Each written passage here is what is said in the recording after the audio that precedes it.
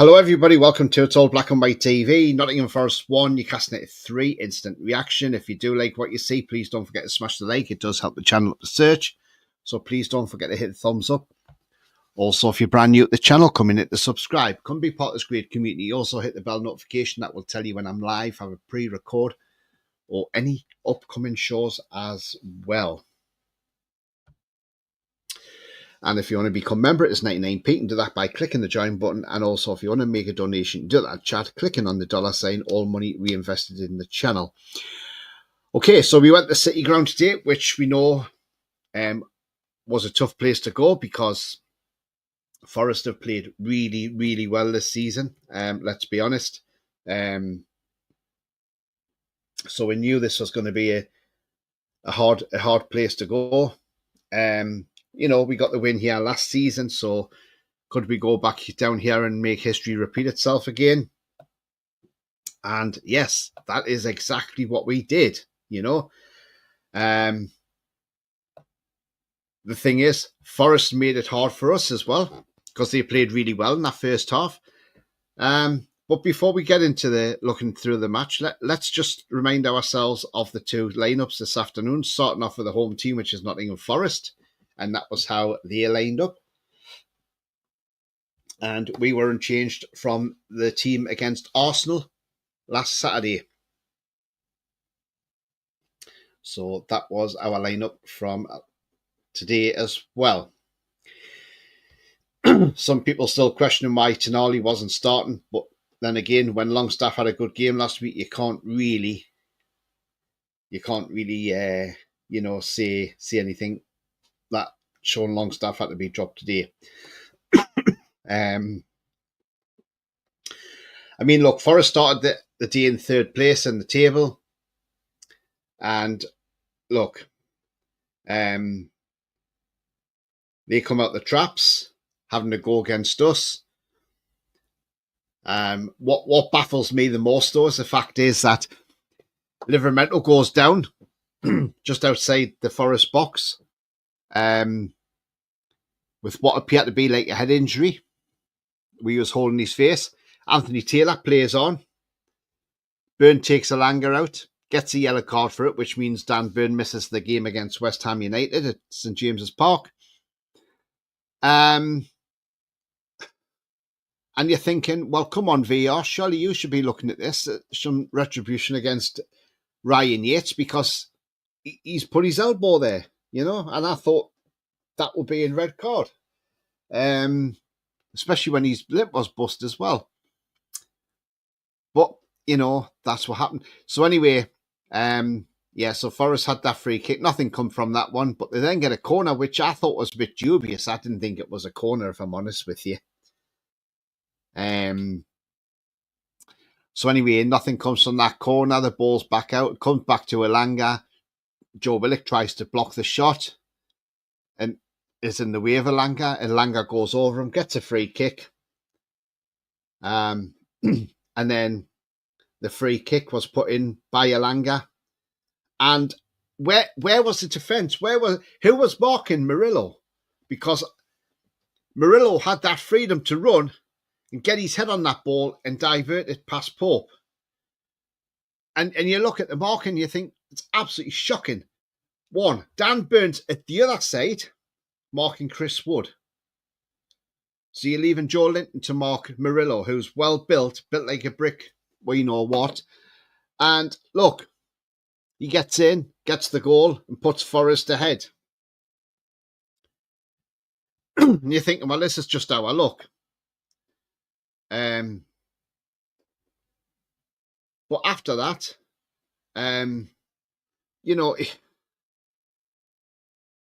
I mean, the thing is, this is Murillo, who's never scored a senior goal in his career, and he got his first one against us. Always happens, people always get their firsts against us. I mean, look, we got into this game. We got back into it a little bit in the first half. And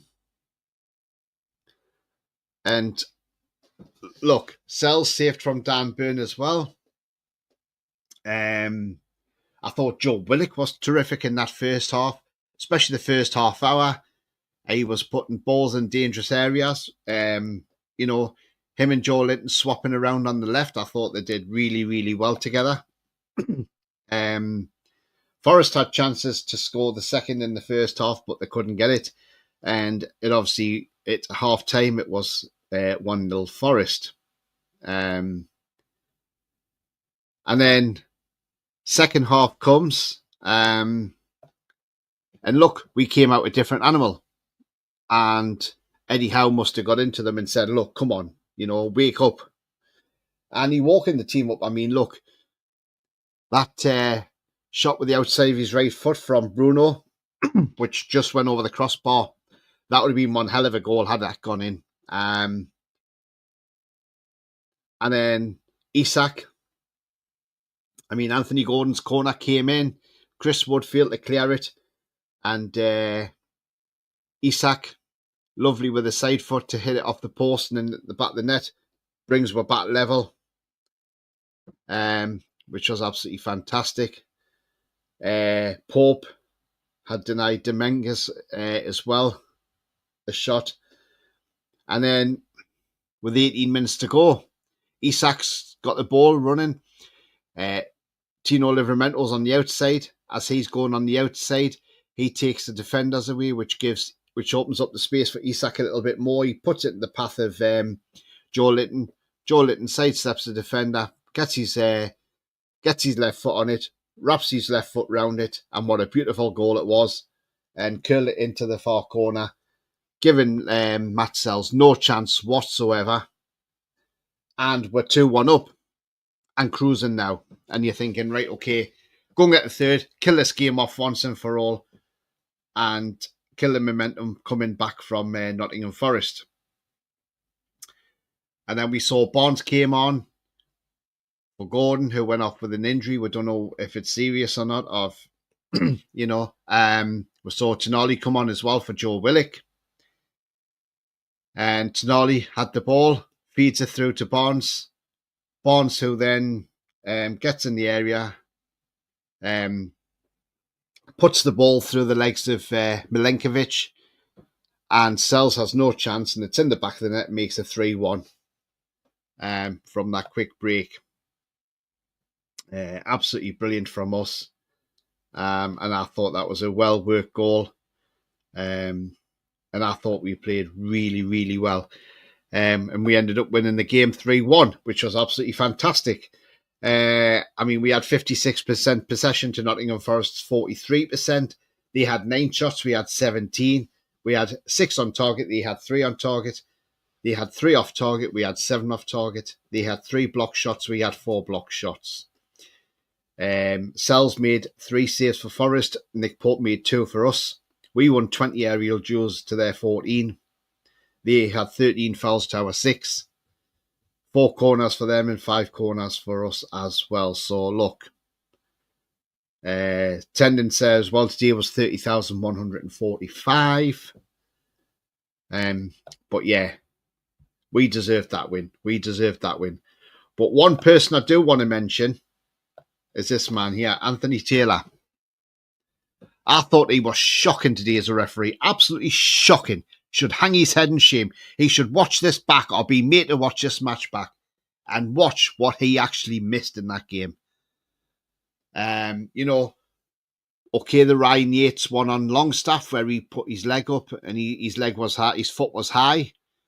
But I think if Longstaff had gone down, I think Yates would have saw red. Now, I know we shouldn't get players sent off, but I would like to have seen Longstaff just have gone down because that would have got him sent off. That would have made a decision then. But he didn't. He played the game fair and stayed on his feet to keep Ryan Yates on the field. But it took a while to get him booked in the second half. But I just thought his decision-making today, Anthony Taylor, was just absolutely shocking. Shocking all over the place. We should have had a penalty as well. I don't know if it was checked by VAR. But no, the guy was shocking today, let's be honest. Terrible, terrible refereeing. He seems to favour teams in red, you know. That's what he seems to favour. Yeah, but anyway, I mean, look, as I say, this guy took his goal really well, Isak. I mean, with the side of the foot, in off the post was absolutely fantastic. Didn't hit it with too much power. He just hit it with enough to bend it in there. Yes, he should have scored a second when he put it well past the post, and he should have scored that. And I think he realises he should have scored as well. But then he put the ball on a plate for Joe Linton to then make it 2-1 to us, which was fantastic. And I thought he was great all day, Joe Linton. And then we saw Tonali feed the ball through to Barnes, and Barnes got a goal as well.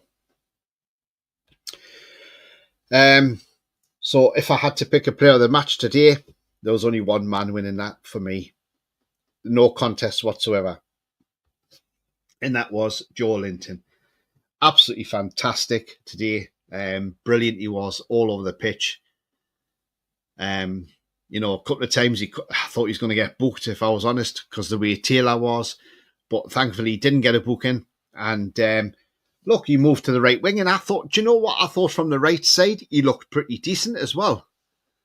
So maybe that's another option, maybe keeping him on the right side now. So yeah, I thought he was terrific today. I really did it. His work rate, you know, just everything that Joe Linton did today seemed to turn to gold, didn't it? I mean, if you look at his stats today, he got the one goal. He had the one shot on target, which he scored with. He had one off target. He didn't have any successful dribble attempts. He only had two, and he wasn't successful. His accurate passing, 34 out of 42 passes were accurate, giving him an 81%. He had 69 touches of the ball. One cross was accurate out of 6. One long ball was accurate out of 2. 6 out of 10 ground duels won. 4 out of 6 aerial duels won. He lost possession 17 times. He was fouled 3 times. He didn't give any fouls away. He made 1 clearance, 1 interception, and 3 total tackles.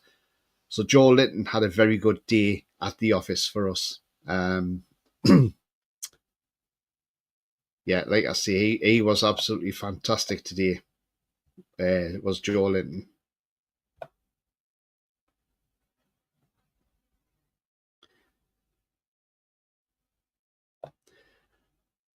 As was Isak as well. I mean, if we look at Isak's stats, 89 minutes played, 1 goal, 1 assist, 1 shot on target, 1 off target, 1 shot blocked, 46 touches of the ball, 24 out of 27 passes accurate, giving them 89% accuracy. 2 out of 2 long balls were accurate. 1 cross he had wasn't accurate. 3 key passes he made. He won 1 out of 9 ground duels, 2 out of 3 aerial duels. He lost possession 15 times, and he was fouled once as well. So look, a good day all around there for Alexander Isak.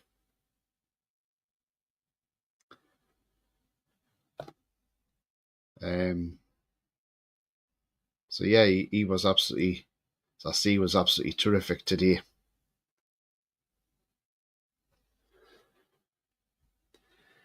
If we look when Tonali come on 76 minutes, 69 minutes, 21 minutes played, 17 touches of the ball, 9 out of 11 accurate passes, so he got an 82% accuracy. He made a key pass, which was to Harvey Barnes.